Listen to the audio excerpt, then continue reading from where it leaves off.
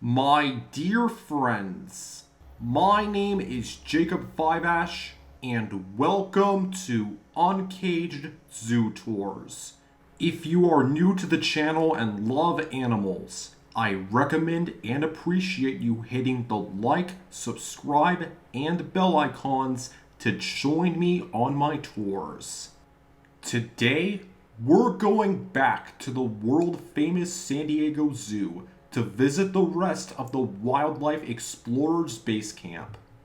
If you need a recap, in part 1, we began our journey with Komodo dragons, hummingbirds, a jacana, insects, bees, butterflies, a caracal, a binturong, and even attended the Wildlife Wanderer show. We left off at Cool Critters, and on my visit to the San Diego Zoo, I got to see not one, but two active Linnaeus' two-toed sloths.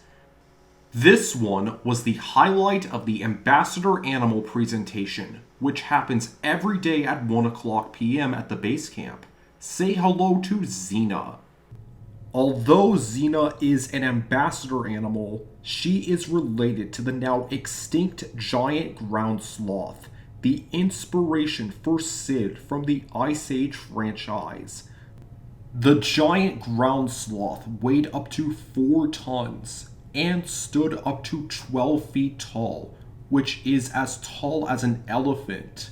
While modern-day sloths are arboreal, giant ground sloths prefer to walk on all fours on the ground and use their claws for defense. Even though both species are completely different, they are both part of the family Xenartha, which also contains anteaters and armadillos.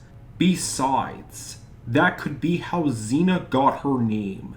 A sloth also has a similar digestive system to a cow, having a 4-chambered stomach. In fact, it takes a single leaf 6 to 21 days or even a month to pass through a sloth's digestive system. Also, a sloth's stomach is constantly full and digesting, which is why sloths sleep for 15 to 20 hours a day. Our next stop is Wild Woods, home to some Guianean squirrel monkeys.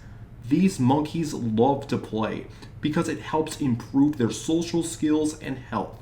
In a squirrel monkey troop, all the adult females give birth at the same time, and they protect each other and their children. Squirrel monkeys are one of the only primates to have fingerprints that look like a human's. Their fingerprints give them a strong grip on tree branches. An adult squirrel monkey is only 10 to 14 inches long, which is as long as an Asian small-clawed otter, like we saw in Jungle World. Squirrel monkeys wipe their urine on their hands and feet to mark their territory, and can spend 70 to 80% of their day foraging for food. While the squirrel monkeys are primates, their neighbor, a South American coati, is related to the raccoon.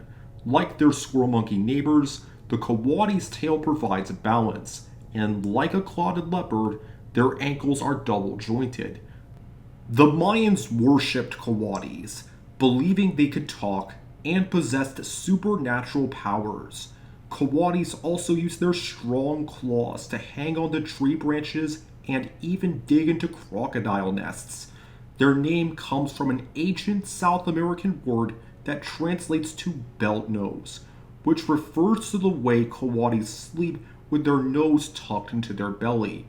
Our next stop is Desert Dunes, which is home to a sleeping fennecfox. Fennecfoxes are the world's smallest canines, but adults can jump up to 3 feet in the air. Their big ears are almost half as long as their body. Like the sandcat, their fur helps them camouflage into the desert. Next door, living with some burrowing owls, are a family of prairie dogs. Settlers called prairie dogs dogs because of their barking alarm call, but prairie dogs are actually a kind of ground squirrel. Each town consists of a subgroup, which is divided into smaller family groups called coteries. When two or more coteries cross paths, prairie dogs may stare at each other before barking, fighting, and chasing each other around. These fights can go on for over 30 minutes. Following this pond with turtles is the second half of Cool Critters, which is home to more cold-blooded animals, like this Chinese giant salamander. Salamanders are amphibians, not lizards. They can breathe from their skin and have smooth little fingers. Salamanders also have moist skin, and some species can even climb trees. The Chinese giant salamander has the longest living lifespan of any amphibian in captivity, with some species living into their 60s. But the longest living amphibian in the world is the salamander, who lives in caves in Europe. They can live up to 100 years. Following an Amazon milk frog and some Lake Titicaca frogs is our first axolotl. These iconic salamanders live in Lake Xochimilco, a lake near Mexico City, Mexico, and their feathery gills are on the outside of their bodies. They are also one of the few animals in the world that breathe using gills and lungs. Since they rarely change from birth, axolotls don't have any teeth. Instead of chewing their food, axolotls suck up their food, which crushes it. Next up are some sunburst diving beetles. These little beetles are brightly colored to tell predators that they taste bad, and their hind legs and paddle-like appendages help them swim through the water. The next exhibit has yellow-spotted river turtles, but a wild great blue heron was also visiting their exhibit. Contrary to popular belief, great blue herons eat not only fish, but also small mammals, insects, and even small birds. While a great blue heron looks like a crane, they are more related to egrets and bitterns. A great blue heron can also swim through deep water to hunt for fish. Unlike other birds, great blue herons are serial monogamous, which means they have one partner a year and swap them out during the mating season. Following a Burmese star tortoise is the rest of spineless marvels. Inside, you might see a coconut crab and a Puerto Rican arboreal millipede, but there's also our first golden orb weaver. Pound for pound, spider silk is the strongest natural material made by an animal, and spiders create silk from their spinnerets, which are located on their rear ends. Spiders don't deserve a bad reputation. Besides, they use their webs to catch prey. First, spiders create webs in a spiral motion, using strong silk as a base, then add sticky silk, which is perfect for catching prey. Once they catch an insect, a golden orb weaver will wrap more silk around it and eat the rest as leftovers. If a spider runs out of silk, they will eat the silk they already used. The next three exhibits contain lots of ants, including leafcutter ants. There are more than 12,000 species of ants around the world. While some species live underground, others may live in dead wood or living plants. But how do they build a complex structure to call home? They use their pheromones to communicate their ideas. Like their name suggests, leafcutter ants cut leaves, but they don't eat them. All the worker ants are on cutting duty and are female. But what do they do with the leaves? They use them as a fertilizer to grow a special kind of fungus.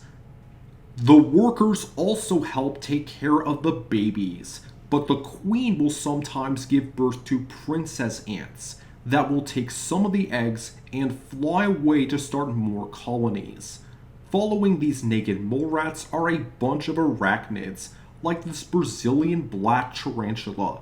Unlike insects, arachnids, like this desert hairy scorpion, have 8 legs, no wings, and no antennae. Like I said earlier, spiders don't deserve such a bad reputation. They come in all shapes and sizes, like this Mexican fire-leg tarantula, which can be up to 5 to 6 inches long. Tarantulas are a lot bigger than other spiders, and have hair that they use as a defense to make a predator's skin sting and itch. There's also a giant cave cockroach. They are the world's largest cockroach species, and they help their habitat, dark caves in Central and South America, clean by eating dead animals and bat feces. There's also the Peruvian fire stick, which has warning colors to keep predators away, or else they'll spray a stinky white chemical. The Goliath stick insect also has colors on its body to keep predators away. There's also a children's stick insect, jungle nymphs, and a salmon pink tarantula. Like other tarantulas, they spin silk, but they line the walls of their burrows and use the silk as a tripwire to catch prey. Finally, there are Lord Howe Island stick insects. These insects can only be found on a small group of volcanic islands between Australia and New Zealand.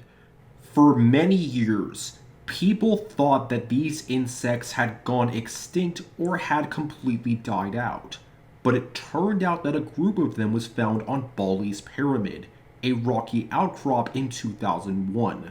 The Sandiegozoo Wildlife Alliance has partnered up with the Melbourne Zoo to ensure the future of these bugs.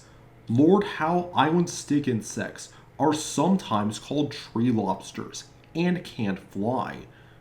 The San Diego Zoo is one of the only 2 zoos outside of Australia and the only one in North America to display Lord Howe Island stick insects. And we're officially done with the Wildlife Explorers Basecamp. Overall, this children's zoo is a must-see attraction for families. It has enough entertainment for people of all ages. For our next tour at the world-famous San Diego Zoo, we'll be heading to the Ituri Forest. We'll meet an okapi, Allen swamp monkeys, and even go behind the scenes with hippos and red river hogs. Today's question is, what is your favorite insect and why?